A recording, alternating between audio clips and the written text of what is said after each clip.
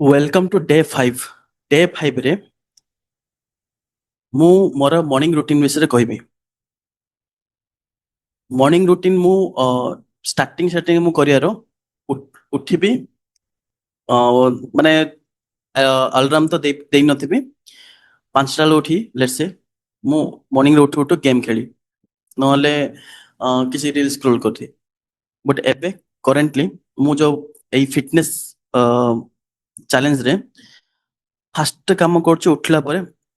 Wake up उठली तापर 1 litre पानी ता सहित वॉक लेट्स से गोटे ग्लास एक ग्लास रे पानी पीली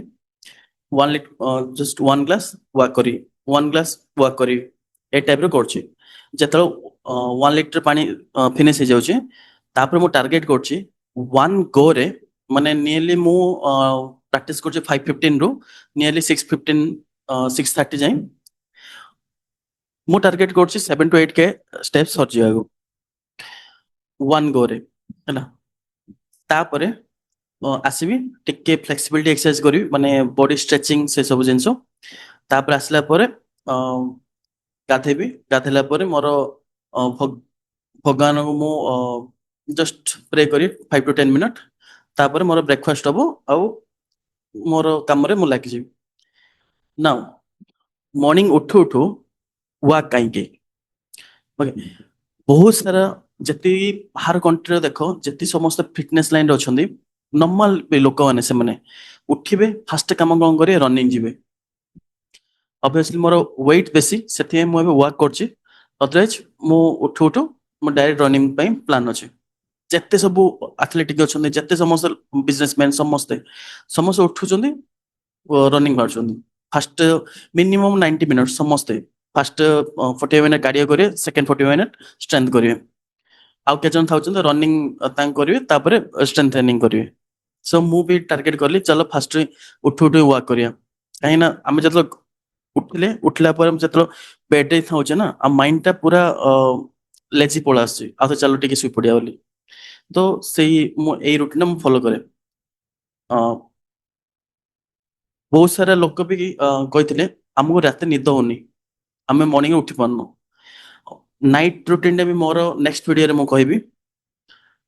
सो मु ऑलरेडी मु फास्ट डे रे फॉलो करछि कम है ना मु जानथि जे स्टार्टिंग रे तुम जदि फॉलो करियो ना प्रॉब्लम होबो तो मु ट्राई करछि एटलीस्ट देखो जदि वॉक ना 3 मन स्टेप्स तुम करियो मु एप्लीकेशन देखे दोछि एस लिखा है तो एसएसजी देखो एसएसजी ब्लैक कलर थिवो एडा ओके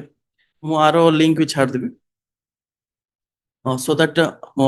मते फॉलो करिवे ता तुमको मु भी फॉलो करी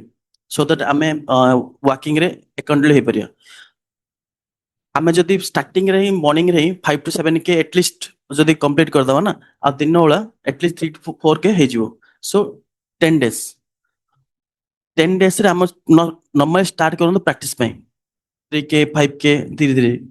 मु कंटिन्यू मु फर्स्ट दिन करथले 3 के हितला नेक्स्ट 2-3 दिन एबको 5 के 7 के जाइछि काली ओवरऑल मु देखिछि पाखा पाखी 8 के हितला 8 के 9 के। So thank you next video रे मु कहबी नाइट रूटीन कौन हवा दरकार मु फॉलो करछि नाइट रूटीन मते तो भल लागछि काहे ना रात निद आराम से जाउछि। सो मु कहबी थैंक यू एवरीवन।